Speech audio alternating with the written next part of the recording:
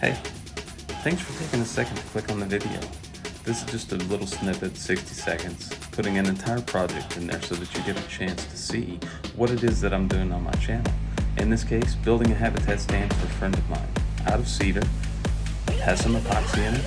If you like what you're seeing, click over on my channel, Justin Informed DIYer, and watch a few of the videos. Let me know what you think. Let me know where I go wrong.